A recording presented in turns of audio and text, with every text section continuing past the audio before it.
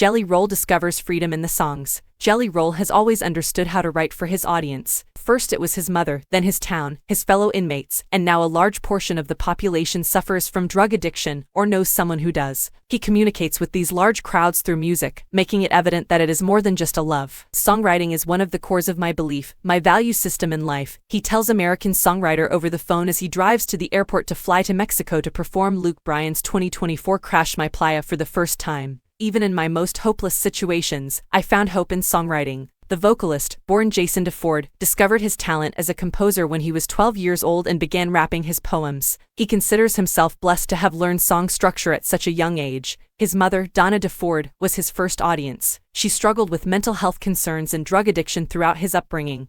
But music served as a beacon of light in the darkness. Her son personified the light when he began creating music to connect with her. His poems turned raps imitating the heavy songs she was listening to at the time, such as Bette Midler's The Rose and Kenny Rogers' The Gambler. I think I was trying to find a way to connect with my family, he said. I didn't see my mother very often because of how she operated at the time. However, everything I did revolved around music. I created poetry that were quite expressive of the music she was doing. I received an instant audience with her, he recalls, adding that his family was extremely encouraging of his musical ambitions. It inspired me. His music resonated with his audience both inside and outside of his home. Born and bred in Antioch, Tennessee, just outside of Nashville, Jelly Roll began his career in hip-hop, which he refers to as the sound of the neighborhood. He grew up listening to rap and hip-hop from the 1990s and was immediately captivated to the genre's rhythmic patterns, nuances, and punchlines. It was what I understood the most at that age, he says, naming local rappers such as the Blow Pop Crew, Haystack, Pistol, Rude Awakening, and Cool Daddy Fresh as his favorites. It was a lot of really cool stuff, especially in that era of hip-hop.